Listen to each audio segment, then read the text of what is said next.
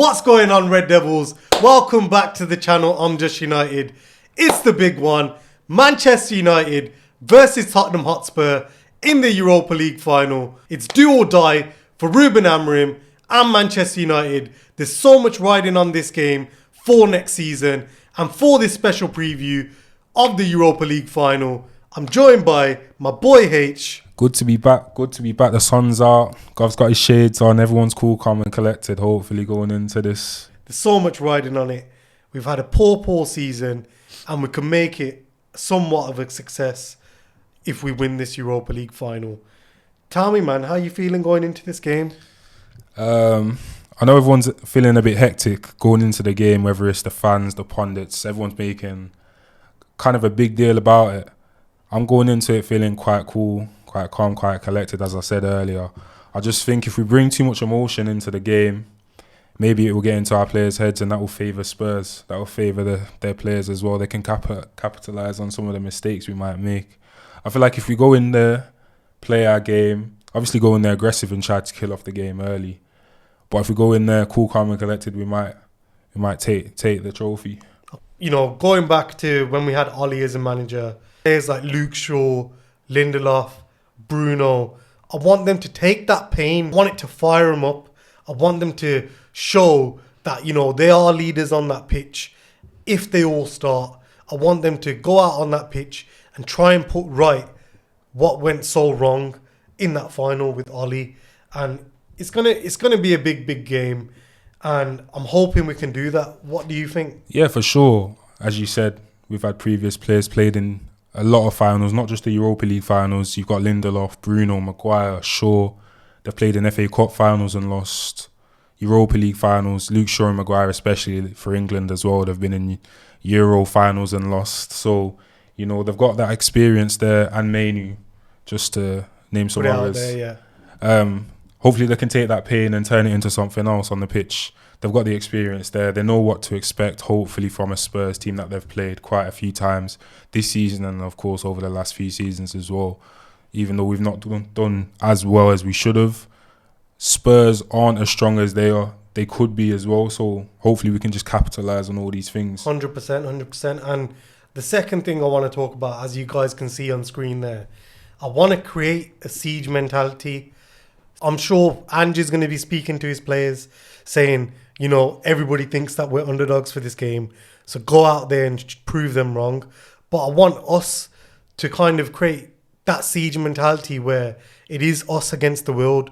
Everybody's looking at us and they're going to be expecting us to lose because of our form this season. I want all these players to be sticking together, going in for blocks together, making tackles together. If one goes in and he misses, I want the other person coming in right in behind. The main thing I want is for them to be covering each other. Got to play for the badge. Yeah, just to build off of what you just said as well, it can intimidate the opposition, especially if everyone's playing on the same wavelength.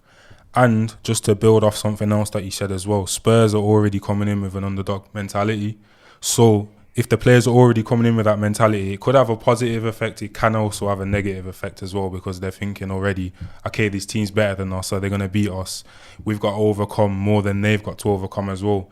And if they see us playing well straight out of the gate, that's just adding more pressure to them and their players, the manager, the fans. 100%. And they're going to feel it. And do you know, looking at it as well, obviously it's not the same game, it's not the same opposition, but looking at the final yesterday of Man City versus Palace, every single Palace player was putting their body on the line. They were running forward. If they lost the ball, they were running back. And it weren't none of it where they were looking at each other to think, okay, you go make that tackle. They were going together and they were going to do a job, and everybody was doing that. And I was really impressed with it, which is why I want now for this final, we, you know, looking at the start of the season, it would have been, okay, we look at the teams in there, you could probably say if we play well and we do well, who are we going to come up against in that final? 9 times out of 10, you probably could have said Tottenham because, you know, English teams tend to do well in Europe. Yeah, exactly. Hopefully we can get it over the line, whether it's by a scrappy win or we absolutely smash them. As long as we get the victory, that's all that matters. You're hoping. What you're hoping for? What I'm hoping for is hopefully an idea of something to look forward to into next season. We haven't seen that yet. we've seen little sparks, 10 minutes, 15 minutes here and there.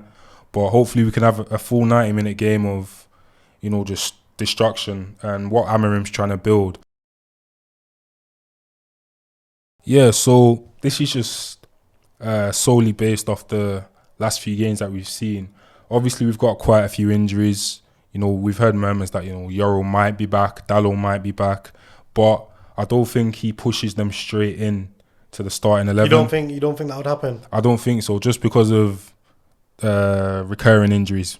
The Okay. possibility of recurring injuries. We've seen what happened to Martinez earlier in the season. I'd do it. I'm going to lie. I'd do it if it's for the final and the player's saying he wants to play. And obviously, I get sometimes the manager's going to shield the player, but it's the last game of our season. If the player say he wants to play and he feels like he's fit enough to do it, I would personally do it. But yeah, so you've gone with Lindelof, Maguire and Shaw in defence. Yeah, the midfield, I've obviously gone Agate, Casemiro, solid. That's been the starting two there for quite a while. Doesn't need really an explanation for that. Obviously, we've got Dorgu, Mazraoui. We haven't got too many options there either to be playing in those wing-back positions. And then I've gone for the front two, and then obviously up front we've gone Diallo on the right, Bruno on the left, and then Højlund up front.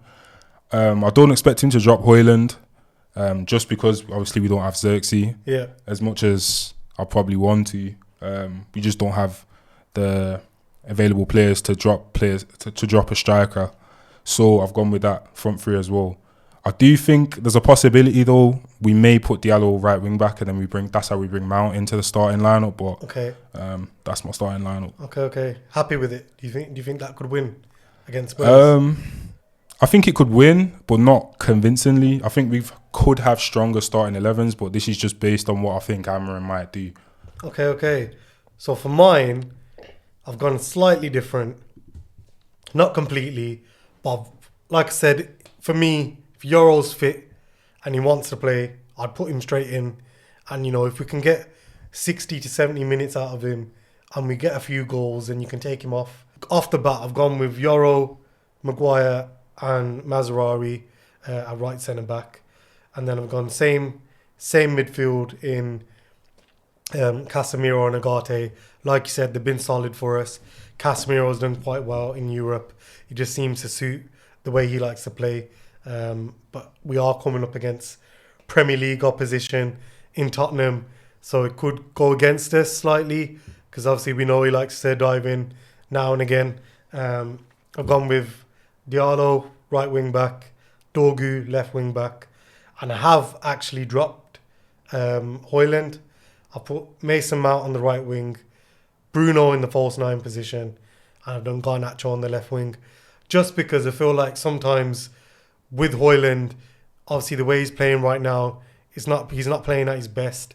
He doesn't look too confident, and I think Bruno in that false nine, he could unlock that Spurs defence, and it will give the other players a bit more chance to go forward as well, because he could drop into that midfield with Casemiro and Agate. I'm hoping we get the win. I want to talk about the opposition now. Straight off the bat, goals per match, we're 2.5 and they're 1.9. We have been scoring a lot more in the Europa League with goals per match. Expected goals, again, 2.2 to 1.7. Shots per match, 17 to their 13. And then shots on target, 6.4 to their 5.4. Just based off that, you can see we have got something in attack to show that we have, got a bit of bite to put the ball in the back of the net. Obviously, could be a completely different game. It might be a little bit edgy. Both teams might be a little bit reluctant to get as far forward as we have been. How do you feel about our attack going into this game? A little bit more confident than it would be in the Premier League. I think European football was a lot different, whether it's Champions League, Europa Conference. European football was just completely different. I think, especially in the latter stages of the competition, some games can be quite end-to-end, which makes the pitch a lot more open. It gives us space, which is why you see us score a lot more goals in the Europa League.